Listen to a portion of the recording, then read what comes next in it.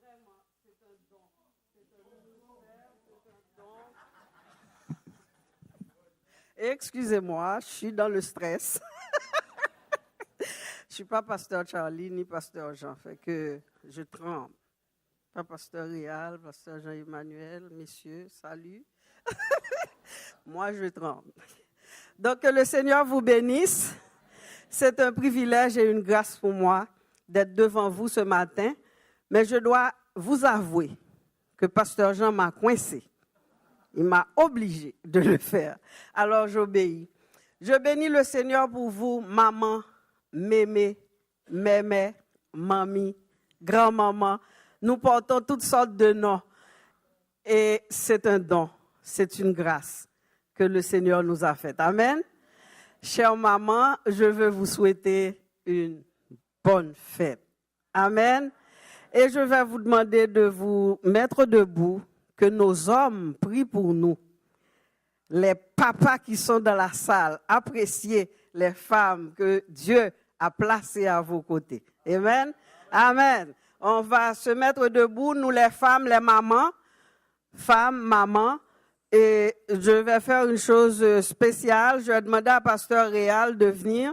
Il n'était pas au courant, c'est venu juste comme ça, de prier pour ces femmes qui ont eu cette lourde tâche d'être maman, d'élever des enfants. Alléluia. Gloire au Seigneur. C'est vraiment un privilège qu'on a de pouvoir être ensemble. Et merci à vous toutes qui êtes ici ce matin, en cette journée particulière. Et on va prier ensemble. Seigneur notre Père, tu nous dis que celui qui trouve une femme trouve le bonheur. Seigneur, celui qui trouve une maman aussi trouve le bonheur. Éternel, nous voulons simplement placer ces femmes devant toi, te demandant que tu puisses les accompagner dans tout ce qu'elles entreprennent, dans tout ce qu'elles sont en tant qu'êtres humains, en tant que femmes. Seigneur notre Père, aujourd'hui, dans le monde dans lequel nous vivons, c'est assez difficile de vivre, de mettre les principes de Dieu, Seigneur, en avant.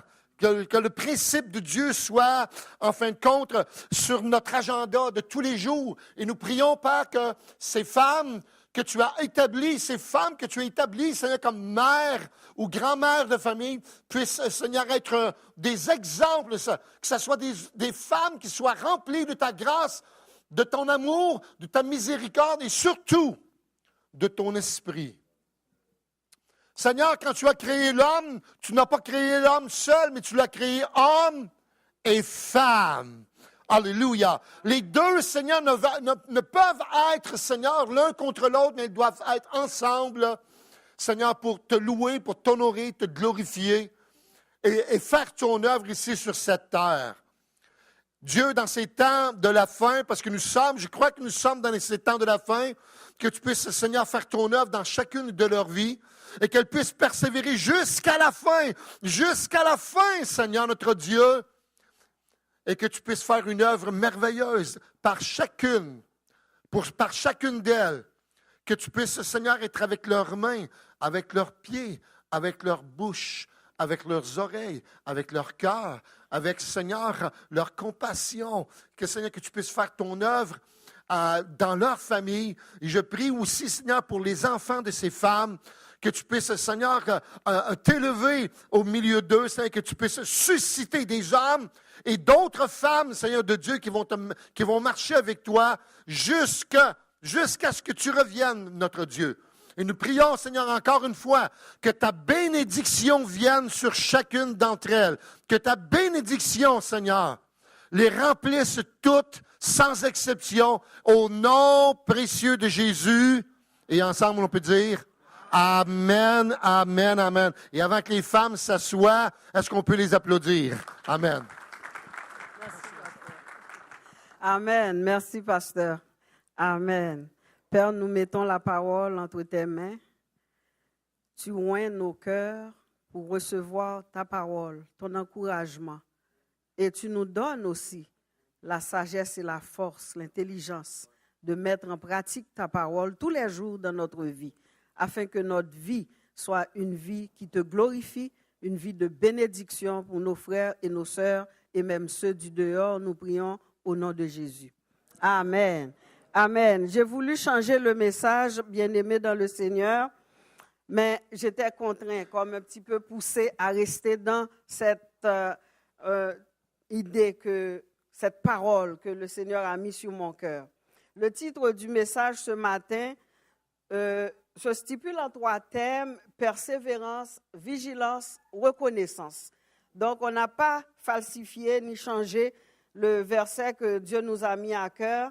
Donc, le titre du message, c'est persévérance, vigilance et action de grâce, que j'appelle reconnaissance envers l'Éternel. Nous avons un verset ce matin à lire.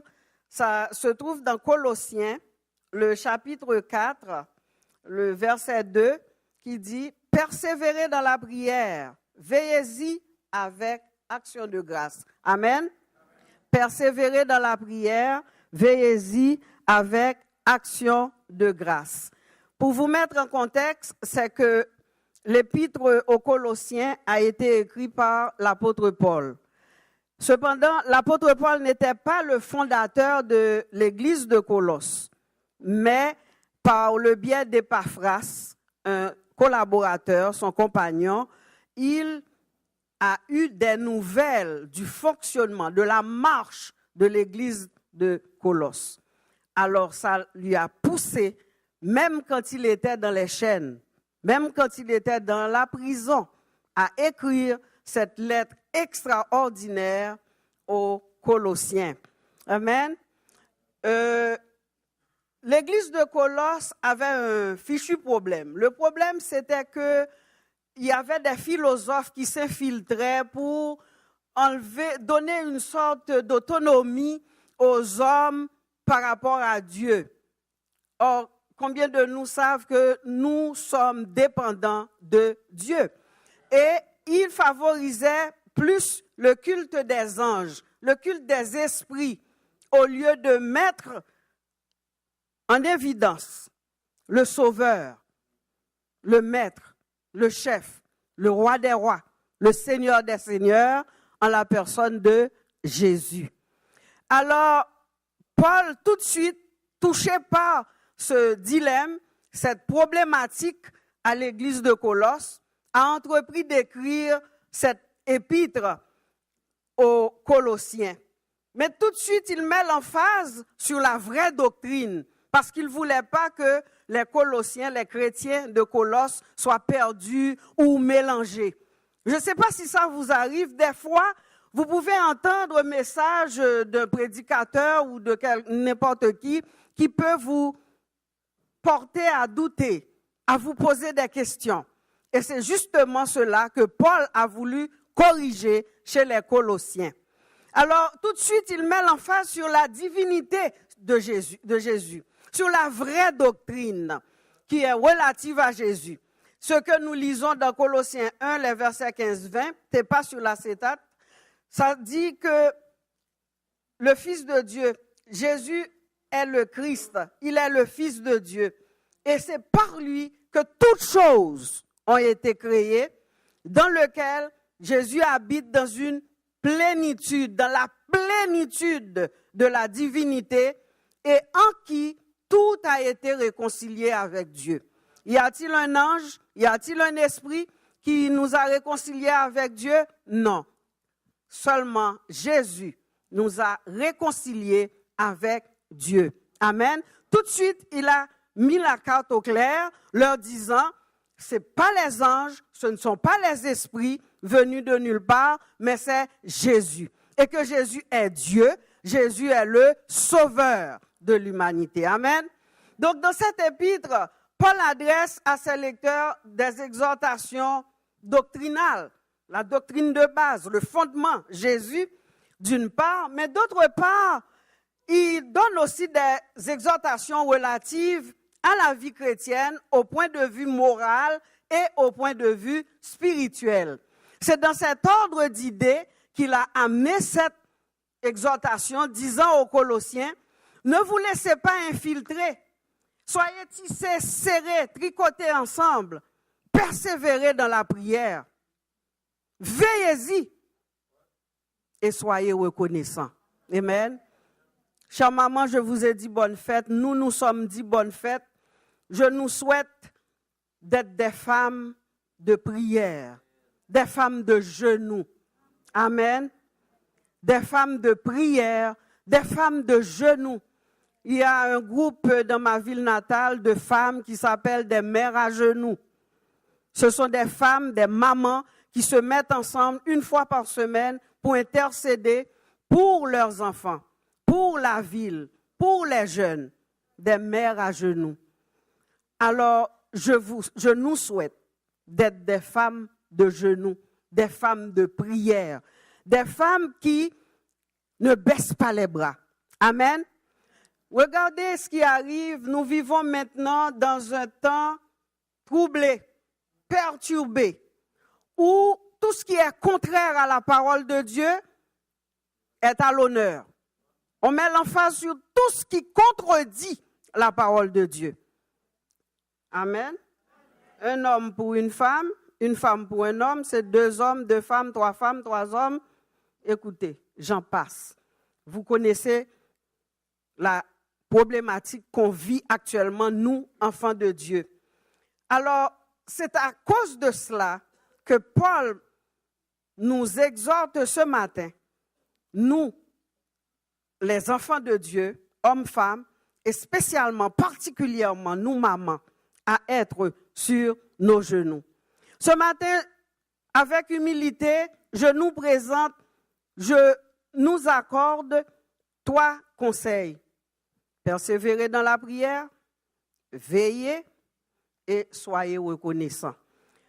Je bénis le Seigneur pour l'adoration de ce matin qui nous a vraiment conduits dans cet esprit de louange, d'adoration, cet esprit de reconnaissance envers Dieu. Amen. Depuis le temps de l'apôtre Paul, du psalmiste, il avait écrit au psaume 11, versets 2 et 3, « Car voici, les méchants bandent l'arc, ils ajustent leurs flèches sur la corde pour tirer dans l'ombre sur ceux dont le cœur est droit. Quand les fondements sont renversés, le juste, que ferait-il? » Or, nous vivons dans un temps où les fondements sont renversés. Je prie beaucoup pour les enfants, les jeunes, les ados. Ça me fait de la peine parce que je sais qu'à l'école, on leur donne, on leur enseigne des principes, des affaires contraires à la parole de Dieu, contraires, des valeurs contraires à ce que nous, parents chrétiens, nous véhiculons à nos enfants. Donc, c'est le temps vraiment de rester en prière. Laissez-moi vous dire que nous parlons souvent de persévérance. Persévérance scolaire, persévérance sportive, persévérance dans une diète, persévérance chrétienne. Mais en fait, qu'est-ce que la persévérance? Le mot persévérance, comme je l'ai déjà partagé ici, persévérance vient d'un mot latin de 2 mots. Persevo, qui veut dire garder constamment, et ante, qui veut dire avant. Donc, première partie, persévérance, c'est garder constamment devant. Garder constamment devant. C'est évidemment la qualité de quelqu'un qui demeure ferme, résolu dans ses décisions, dans ses actions.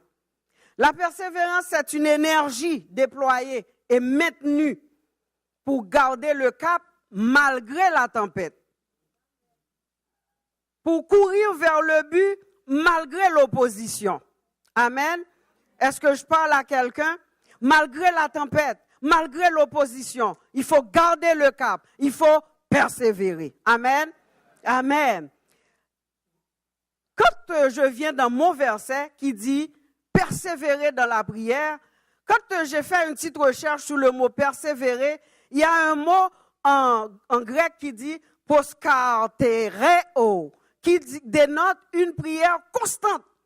Ça veut dire une prière constante, continue, ininterrompue.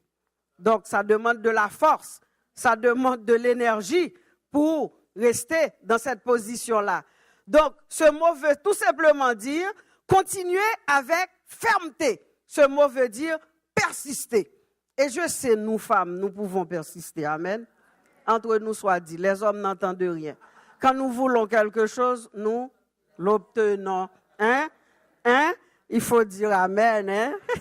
C'est vrai. Quand nous voulons quelque chose, nous l'obtenons. Nous savons tout quoi faire pour l'obtenir. Amen. On se passe de commentaires. Donc, le mot persévérance nous rejoint, nous femmes, dans le sens que nous pouvons tenir ferme, persister, insister, jusqu'à ce que le mari dise oui ou l'enfant plie les genoux. Amen. C'est ça, persévérance. Donc, parler de persévérance au point de vue spirituel, c'est tenir ferme, c'est croire aux promesses de Dieu, malgré les délais, et sauvegarder la vision malgré le brouillard. C'est ça la persévérance. Dieu vous a donné des promesses. Il faut croire en ces promesses. Il faut persévérer jusqu'à ce que. Vous vous rappelez? Jusqu'à ce que.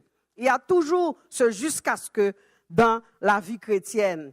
Donc, nous pouvons ce matin dire que la prière est une nécessité. De même que vous avez besoin de l'air pour respirer, vous avez besoin de prier dans votre vie chrétienne pour aller jusqu'au bout. J'ai passé peut-être pas la semaine d'avant, le jeudi d'avant, toute la journée, j'entends Pasteur Jean qui fredonne jusqu'au bout.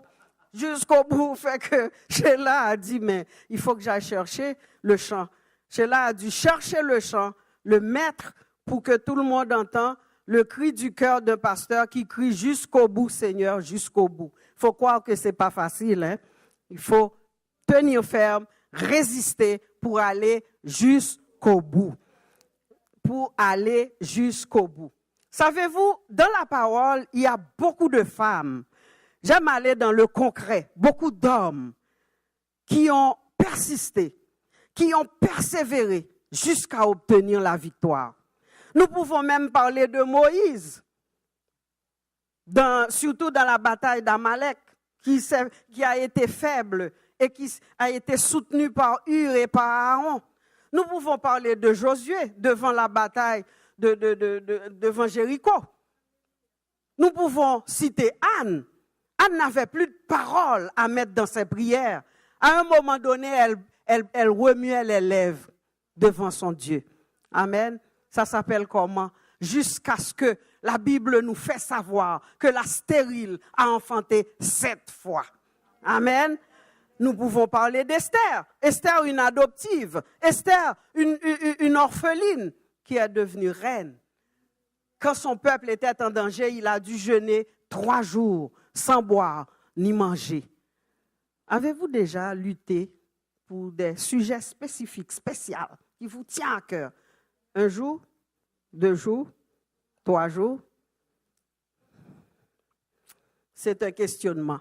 Et des fois, on est devant des situations qui demandent qu'on jeûne, qu'on reste devant le trône jusqu'à ce que le roi a tendu le sceptre d'or à Esther. Amen. Et l'histoire qui m'interpelle, c'est une histoire qui vient me chercher. C'est l'histoire de Néhémie. Quand Néhémie devait reconstruire la muraille, toute l'opposition, tous les obstacles, les luttes que Néhémie a connues pendant la construction de la muraille, ça vient me chercher. Ça vient me faire comprendre que nous ne pouvons pas gagner aucun combat, aucune victoire, si nous ne sommes pas sur nos genoux. Aucun. Laissez-moi vous dire, aucun. Et ça me fait comprendre que être chrétien, on peut simplement nous appeler des engagés. Quand on est chrétien, on est un engagé. Alors Néhémie était un engagé, un consacré. Il s'est donné à fond dans ce travail. Et en ce jour de la fête des mères, cette exhortation, ça vient tout juste nous encourager, à vous qui déjà priez, qui êtes dans la prière, de persévérer, d'aller de plus en plus loin dans la prière parce qu'il y a une bataille, il y a un combat, il y a une lutte à gagner. Et c'est dans la prière, avec le Seigneur Jésus, que nous allons remporter cette victoire. Oui, je viens de dire que la persévérance, c'est insister. Vous vous rappelez de Luc, le serviteur qui avait des compagnons venus la nuit chez lui, il n'avait rien, pas de pain, pas rien à lui donner. Il a été frappé chez son ami, mais frappé, mais insisté, malgré que l'ami lui dit, mais non, on est déjà couché. Il a insisté. C'est pour vous faire comprendre ce qu'est la persévérance. Il a tellement insisté que l'ami a dû lui ouvrir la porte et lui donner ce qu'il voulait. Amen. Il y a un jusqu'à ce que. On va dire ensemble, jusqu'à ce que. Jusqu'à ce que. Il y a aussi dans Luc 18 l'histoire de la veuve et du juge inique. Lorsque Jésus passait cet enseignement à ses disciples, leur disant, il faut toujours prier. Amen. Il faut toujours prier. Je bénis le Seigneur pour ce que je vois qui prend place dans l'Église maintenant. C'est que je me rappelle avec effusion de cœur quand je venais dans les réunions de mi-semaine, réunions de prière. Des fois, il y avait 3 personnes, 4 personnes, 5 personnes. C'est sûr qu'il y en a qui habitent loin. C'est sûr qu'il y en a qui sont au travail ou fatigués à l'excès. Mais maintenant, je bénis Dieu. Je vois le peuple de Dieu tranquillement se mobiliser, venir dans les réunions de mi-semaine, les réunions du mercredi, venir prier, aller dans la salle de prière. Nous sommes sur la bonne voie, mais il nous faut encore aller plus dans la prière. Amen. Amen. Parce que je remarque une chose, c'est que nous parlons de combat, mais il y a des combats d'équipe, il y a des combats personnels. Combat d'équipe, Néhémie était dans un combat d'équipe parce que c'était la construction de la muraille. Son nom veut dire l'Éternel qui console. Alors il était là avec les frères et les magistrats, les chefs qui étaient avec lui. Il construisait. Savez-vous que dans Néhémie 4 au verset 6b, ça me dit, le peuple prit à cœur ce travail. Le peuple prit à cœur ce travail. Dans Néhémie, le verset d'après, Néhémie 4, 6. Le peuple prit à cœur ce travail. Et moi, ça m'a questionné. Est-ce que je prends vraiment à cœur le travail du Seigneur dans l'Église Vie d'Espoir? Est-ce que nous prenons l'Église au sérieux? Est-ce que nous nous engageons dans l'Église disant que Dieu m'a placé ici, c'est là que je vais? En passant, je dois vous dire, dans n'importe quelle église que vous allez, vous n'êtes pas parfaite. Hein? Vous avez vos faiblesses et vos forces, vos défauts et vos qualités. Quand on met le pied dans une église, on va avec et nos forces et nos faiblesses. Laissez-moi vous dire qu'il n'y a pas d'église parfaite. Si vous êtes convaincu que Dieu vous a placé ici, restez-y et embarquez dans le travail que Dieu est en train de faire. Parce que l'Église n'appartient pas à un homme. L'Église appartient à Dieu. Et en plus, Dieu veille sur son Église, au point qu'il a dit, les portes de l'enfer ne prévaudront point contre elle. Donc l'Église n'appartient pas à un homme. L'Église, c'est toutes nous autres. C'est moi, c'est toi, c'est vous, c'est nous toutes là, ensemble, la communauté. Et c'est ça qui va faire la réussite. Pourquoi? Parce que quand un frère est malade, on est là pour le supporter, prier avec lui. Et je bénis Dieu pour la sœur Yolande qui était très malade, qui a beaucoup souffert. L'Église a prié. Vous qui êtes là le mercredi, vous le savez, à la maison. Et aujourd'hui, notre sœur est guérie, elle est au milieu de nous. Alors qu'on l'avait mis au rencard, le médecin lui a dit, non, non, non, ne venez pas, vous allez contaminer les autres. Puis ce même médecin a dit, madame, vous êtes guérie, reprenez vos activités. La paix avec vous. Amen. C'est ça la prière, c'est ça le corps, c'est ça une église. C'est ça l'église. Le peuple avait pris le travail à cœur. Ça veut dire que quand il y a quelque chose à faire, on ne se laisse pas prier, supplier. Ce qu'on peut faire selon sa force, selon sa disponibilité, on le fait. Amen. Et ensemble, nous sommes forts.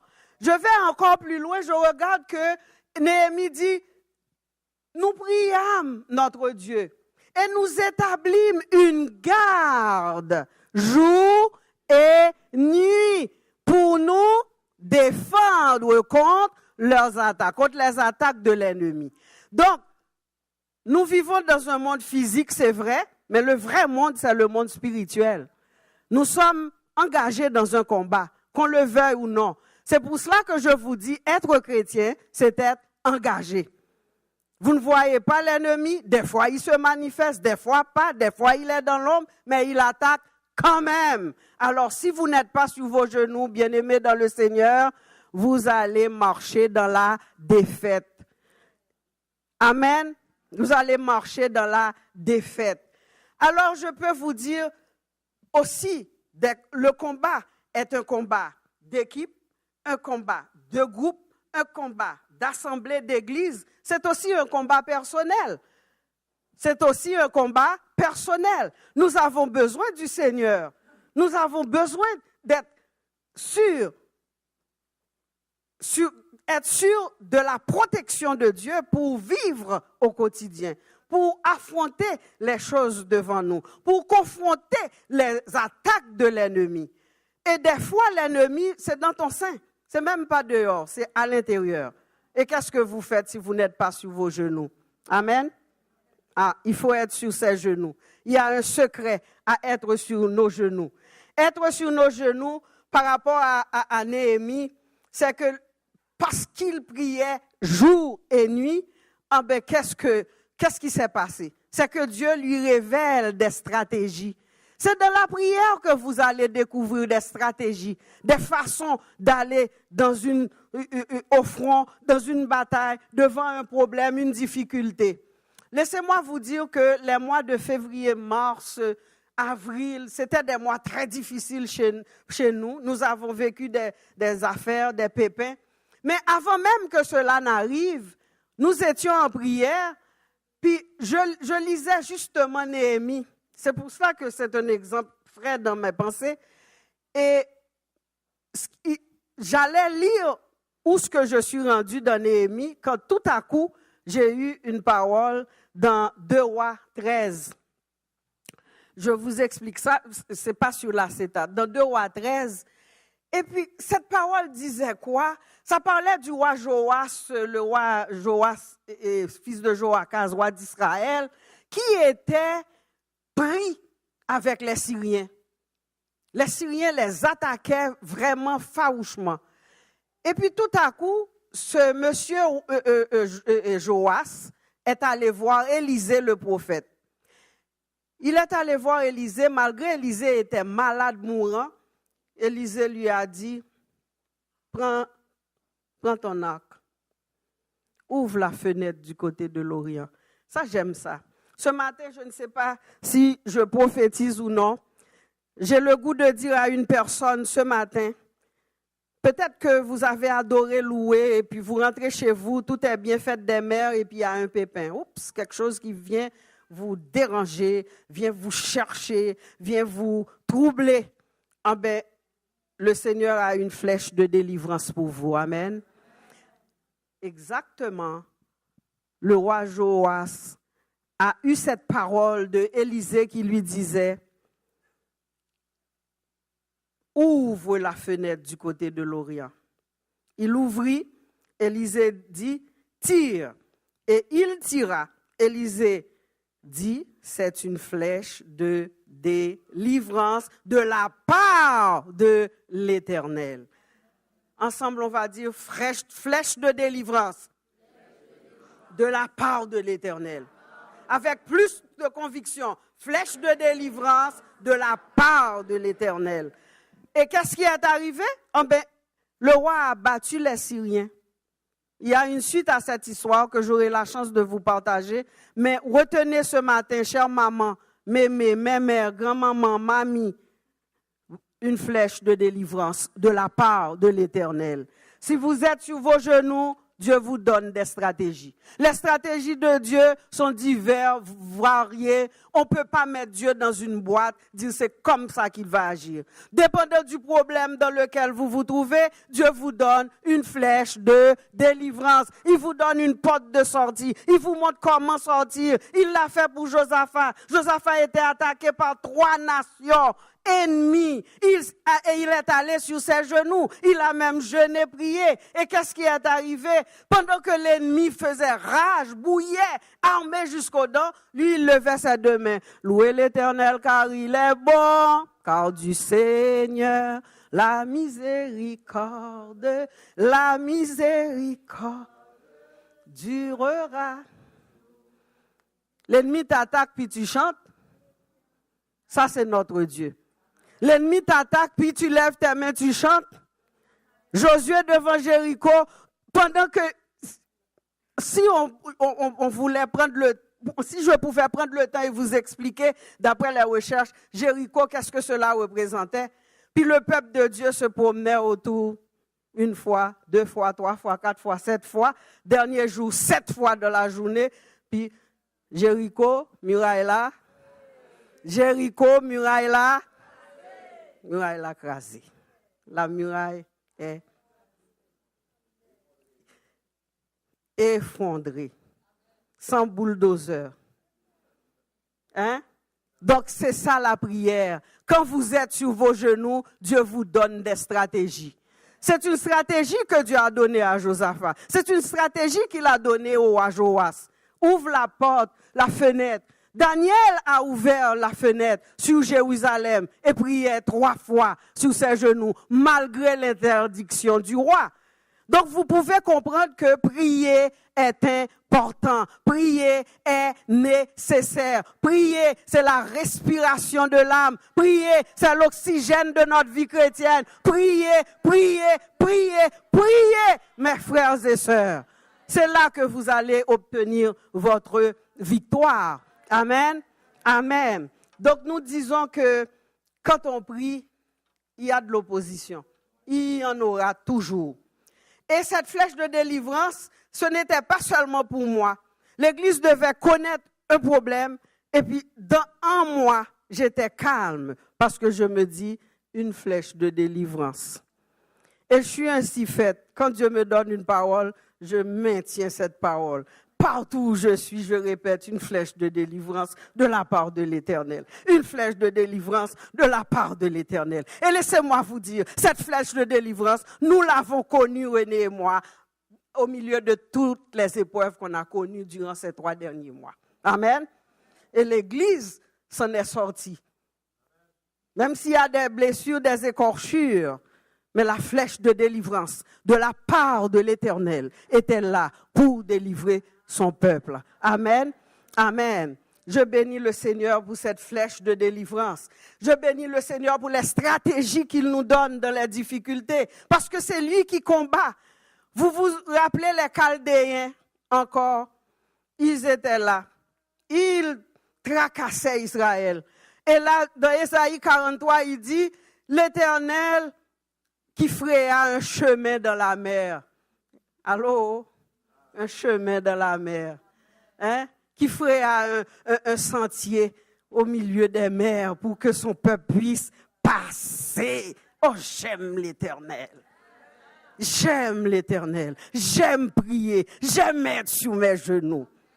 Il dit qu'il mit en campagne chevaux et cavaliers. Hein? Et il dit, il les mis en campagne, une armée de vaillants guerriers, soudés couchés ensemble pour ne plus se relever, anéantis, éteints comme une mèche. On va répéter cette parole 2 fois. Anéantis, éteints comme une mèche. Anéantis, éteints comme une mèche. Ça, c'est l'ennemi qui te combat et c'est la parole que Dieu te donne ce matin. Prenez ces paroles, bien-aimés dans le Seigneur. Allez chez vous avec ces paroles. Une flèche de délivrance de la part de l'Éternel. Anéanti, éteint comme une mèche. Je ne sais pas quelle opposition vous avez. Je ne sais pas ce que vous vivez dans votre milieu de travail, dans votre famille, votre foyer, vos enfants. Il y a une flèche de délivrance de la part de l'Éternel. Et cette opposition-là que vous avez devant vous sera anéantie, éteinte comme une mèche. Amen. Anéantie, éteinte comme une mèche. L'Éternel va anéantir ce problème, cette difficulté, mon frère, ma soeur, que vous avez devant vous cette semaine. Et je vous ai déjà expliqué tout le témoignage de la masse au cerveau que j'avais et de cette petite parole que Dieu m'avait donnée. Mais l'Éternel marche devant moi comme un héros puissant. Hein? C'est pourquoi mes persécuteurs chancellent. Ils n'auront pas le dessus. Amen. Ils n'auront pas le dessus. Pourquoi? Parce que je persévère dans la prière. Et en même temps que je reviens à Néhémie pour dire, en même temps que Néhémie persévérait dans la prière, Néhémie veillait. Néhémie veillait. Hein? C'est le deuxième conseil que je donne à l'Église, le point 2, veillez. Veillez-y. Veillez. En même temps que vous priez, il faut veiller. Il faut veiller. Habakkuk a dit, j'étais à mon poste, je veillais. J'étais à mon poste sur la tour, je veillais. Êtes-vous à votre poste? Veillez-vous l'église de Jésus-Christ. Ne soyez pas comme indifférents. On vient à l'église le dimanche parce qu'il faut venir. On vient, on chante, on regarde les gens, c'est le groupe de louanges en avant. OK, c'était bon, c'était pas bon. On est bon là-dedans. On est juge. Mais c'est bon d'être sur le terrain, de prendre le ballon. Hein. On est là pour juger. On est là pour dire, oh, c'était pas bon. Oh, il manquait ci, il manquait ça. Bien-aimé dans le Seigneur, ce qu'il manque là, c'est entre tes mains. Quand tu vas prier, ça va changer. La paix avec vous. Hein. Et je parle de ce que je sais. Quand tu vas prier, ça va changer. Amen. Alors, soyons comme des Habakkuk sur notre poste, dans notre poste sur la tour, pour veiller. Et en parlant de veiller, je dois faire une petite parenthèse. Il faut veiller de plusieurs manières, bien-aimés dans le Seigneur. Il faut veiller de plusieurs manières. Veiller à ce que nous disons, à ce que nous pensons, à ce que nous faisons. L'ennemi attaque souvent nos pensées. Nous donne des pensées, va nous habiller une scène. Si on a un enfant qui n'est pas sauvé, on commence à imaginer tout plein d'affaires. Et puis bon, même si on prie, des fois, on est insécure. Il faut veiller, mais veiller dans la prière. Parce qu'en même temps que l'ennemi attaquait Néhémie, en même temps que Dieu lui a donné des stratégies et que Dieu lui-même a anéanti le projet de l'ennemi, mais il n'était pas resté les mains mortes, disant que Dieu sait toutes choses. Oh, Dieu va le faire. Non. Il est dit que chacun d'eux, en travaillant, avait son épée sainte autour des reins. Ils poursuivaient l'ouvrage. La moitié d'entre eux avaient la lance dans la main, depuis le lever du soleil jusqu'à l'apparition des étoiles. Donc, ils combattaient et c'était sérieux. Ils avaient leur épée sainte autour de leurs reins. Ils avaient la flèche entre leurs mains et ils travaillaient entre-temps. Chacun d'eux, en travaillant, avait son épée sainte autour des reins. L'épée de l'esprit, l'épée de la parole de Dieu. C'est ainsi que nous poursuivions l'ouvrage.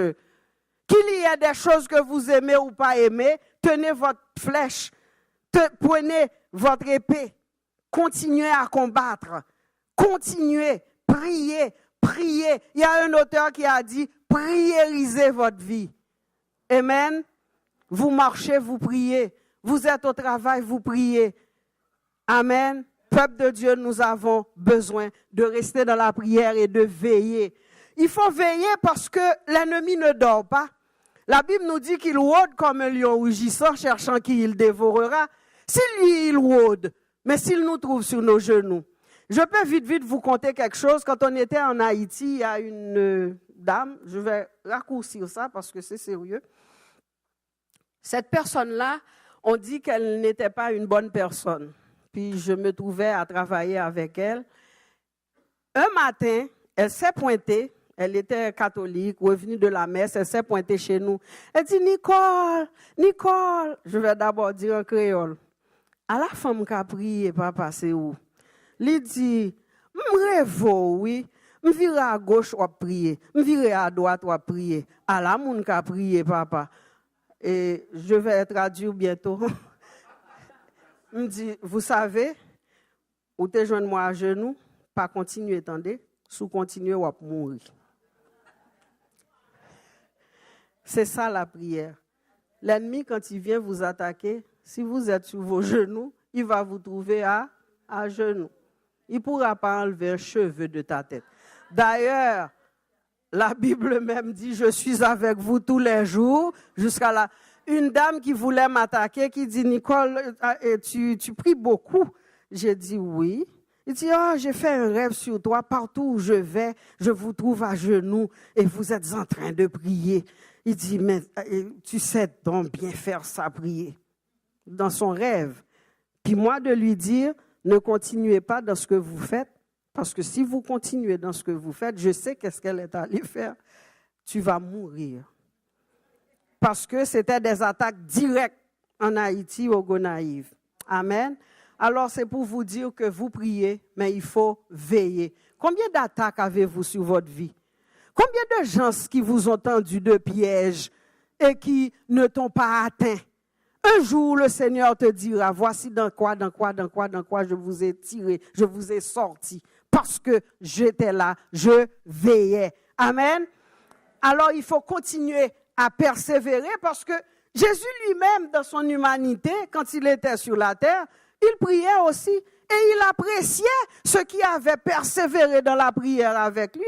Quelque chose que vous allez trouver un verset dans Luc 22, je crois, qui va dire que vous êtes de ceux qui avaient persévéré avec moi. Alors si Jésus avait besoin de persévérer dans la prière, et nous, et toi, et moi, et nous, bien-aimés, il faut prier.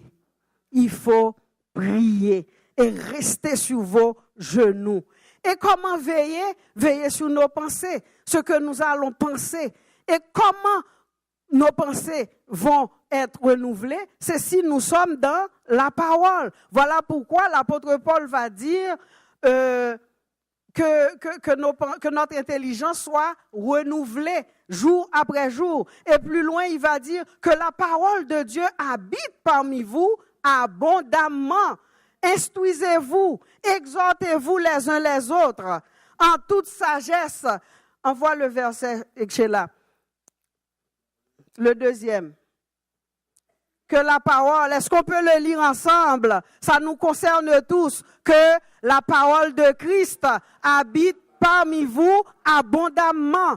Instruisez-vous et exhortez-vous les uns les autres en toute sagesse par des psaumes, des hymnes, par des cantiques spirituels, chantant à Dieu dans vos cœurs sous l'inspiration de la grâce. Et quoi que vous fassiez, en parole ou en œuvre, faites tout au nom du Seigneur Jésus, en rendant par lui des actions de grâce à Dieu le Père. Amen. Voici votre travail. Restez dans la parole. Et j'avais quelqu'un qui m'a dit, mais sœur Nicole, comment tu fais pour prier, pour dire toutes ces choses quand tu pries? Eh bien, toutes ces choses que tu vas entendre Pierre Jean-Jacques dans l'Assemblée dire, c'est parce que ces gens-là lisent la Bible et ils prennent la parole, ils apportent la parole que Dieu a dit devant Dieu. Amen. Amen. Les femmes de prière dans l'Assemblée, vous le savez, vous dites, Seigneur, voici, tu as dit ça. Osée 14 va dire, venez trouver le Seigneur, apportez avec vous des paroles dites à l'Éternel. Donc c'est à nous de lire la parole, d'emmagasiner la parole, de nous instruire de la parole, d'être présents dans les études bibliques, les messages, de prendre des notes. N'ayons pas cette posture, je vais juste voir où ce que une faute est faite, une faute n'est pas faite, telle chose est dite. Prenez ce que Dieu veut vous enseigner ce matin. Ce matin, il vous dit de prier, de veiller à cela une entière persévérance et d'être sur vos gardes, de veiller votre façon de penser, votre façon de parler, votre comportement. Il faut vraiment veiller, bien-aimés dans le Seigneur. Et plus loin, l'apôtre Paul va nous dire comment veiller. Éphésiens 6, il va nous dire de prendre toutes les armes de l'esprit. Et une des armes qu'il va mettre beaucoup d'emphase, c'est le bouclier de la foi. Amen. Le bouclier de la foi. Parce qu'il va dire, prenez par-dessus tout le bouclier de la foi. Pourquoi il met l'emphase sur prenez par-dessus tout? Vous connaissez les armes. Vous pouvez me les citer, les armes spirituelles dans Éphésiens 6. Mais là-dedans, il dit, prenez par-dessus tout le bouclier de la foi.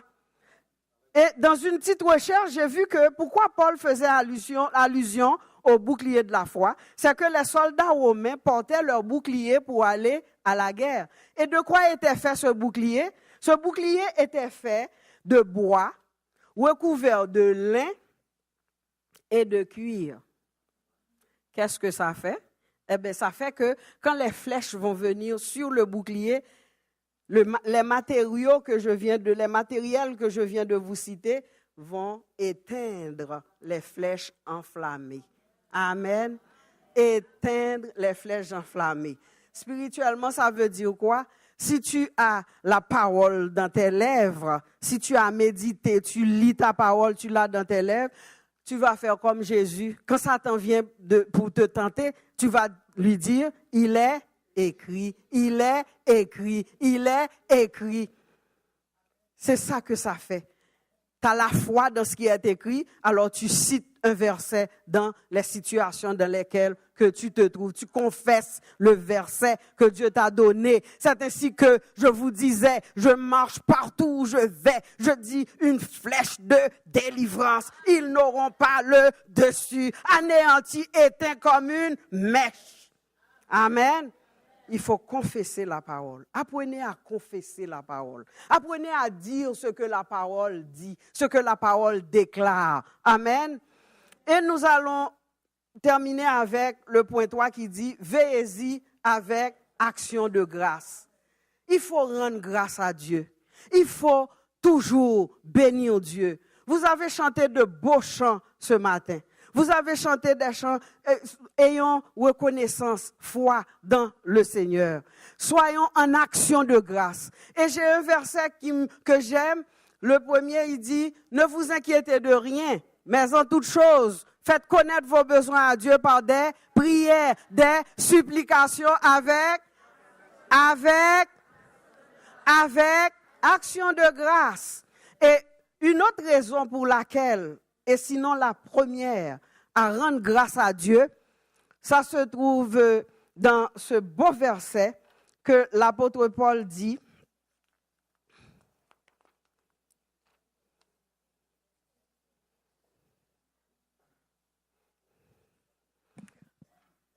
Il nous dit, rendez grâce au Père.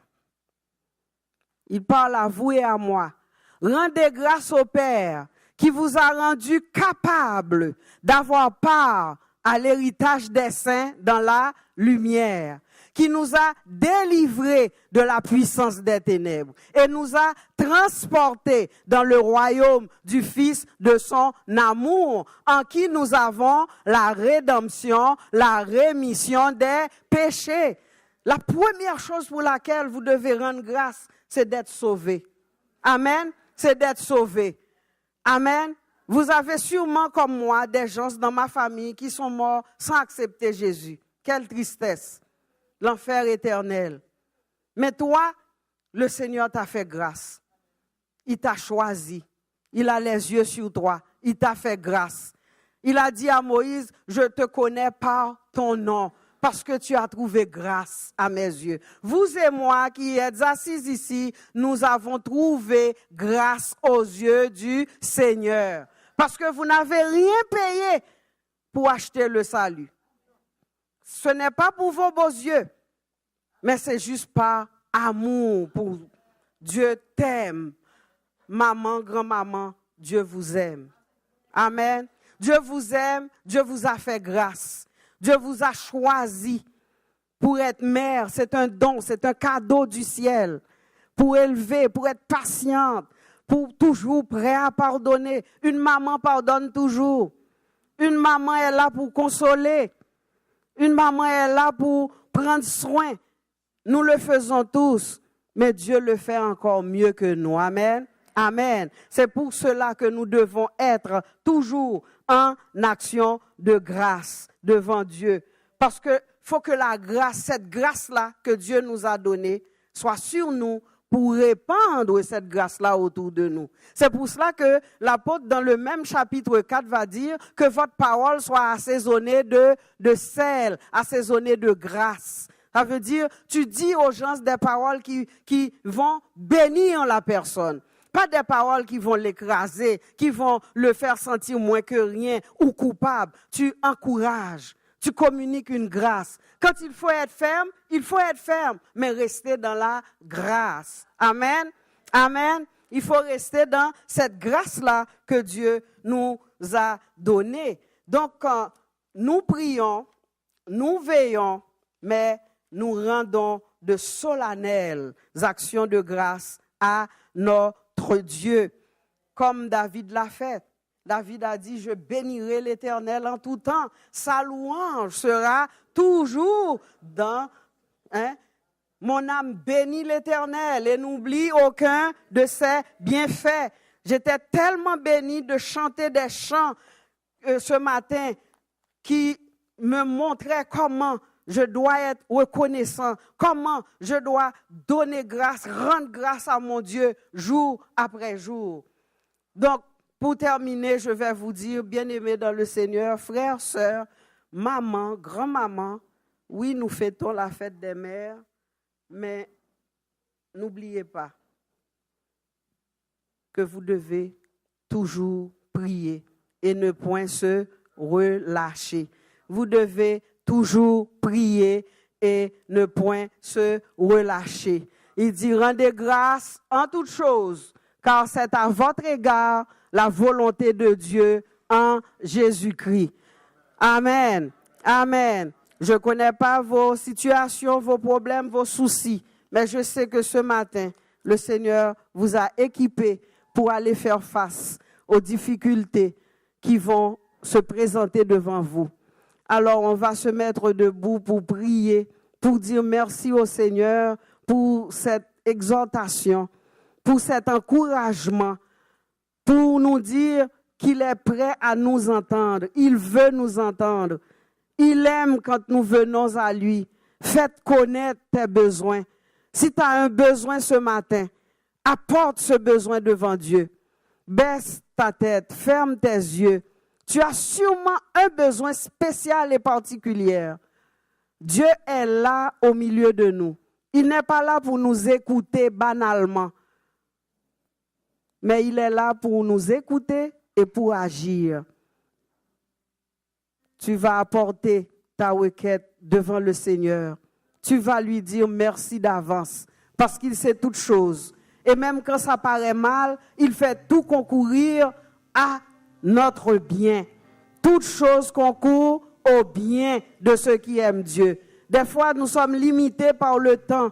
Ça presse, nous voulons que vite que les choses se fassent. Et c'est comme Dieu prend son temps. Mais il fait concourir toutes choses à notre bien. Seigneur, merci. Merci de ce que tu nous encourages à venir vers toi constamment, à persévérer dans la prière. Et tu nous as montré comment veiller. Seigneur, merci pour les armes de l'esprit. Car tu nous as dit les armes avec lesquelles nous combattons ne sont pas charnelles. Elles sont puissantes par la vertu de Dieu pour renverser les forteresses. Seigneur, nous mettons toute pensée captive à l'obéissance de Christ. Papa, nous sommes devant toi pour te dire merci ce matin, pour te rendre de solennelles actions de grâce, pour, Seigneur Dieu, te demander la force, la sagesse, l'intelligence, le courage de persévérer dans la prière jusqu'à ce que tu agisses. Parce que, Seigneur, David avant nous l'avait fait. Il a dit, je crie à toi, oh Dieu, je crie à toi, mon Dieu, j'implore ta présence, je répands ma plainte devant toi, Seigneur, jusqu'à ce que les calamités soient passées. Seigneur Dieu, donne-nous cette force. Donne-nous ce courage d'aller jusqu'au bout. Donne-nous de ne pas rester en chemin. Donne-nous de ne pas regarder les uns les autres, mais d'aller dans la prière, de supporter, de supplier, oh, de donner des actions de grâce à Dieu. Papa, nous t'aimons ce matin. Oh, d'être vivant encore ce matin, d'être debout, Seigneur, avec ton peuple, pour t'adorer, te louer, te prier. C'est que tu es fidèle. Tu es un Dieu fidèle. Seigneur, nous bénissons ton nom. Si nous devons compter les bienfaits de Dieu, nous n'en finirions pas parce que le nombre en est grand. Seigneur, merci. Merci pour toute fois que tu nous as protégés contre les traits enflammés de l'ennemi. Merci, Seigneur, tu nous as gardés, tu nous as protégé, aimé, et tu as pourvu à tous nos besoins selon ta richesse avec gloire en Jésus-Christ. Papa, je relâche la bénédiction sur nous femmes, sur chacune de nous. Merci pour tout ce que tu as déjà fait, tout ce que tu es en train de faire et tout ce que tu feras à l'avenir. Nous te donnons grâce, nous te rendons grâce, nous te donnons de solennelles actions de grâce. Nous te louons, nous t'élevons, nous t'exaltons. Oh Jésus, que ton nom est magnifique sur toute la terre. Papa, merci. Merci que le peuple bientôt va se rendre à la maison. Garde-les sur le chemin du retour. Couvre-les et donne-leur une journée agréable en ta présence. Merci Père de compléter cette prière pour nous, Seigneur, parce que nous avons prié non selon nos mérites personnels, mais au nom et par les mérites de Jésus. À lui seul soit la gloire au siècle des siècles. Amen, amen, amen et amen. Merci Seigneur. Amen. Nous allons maintenant appeler les mamans de venir en avant, s'il vous plaît.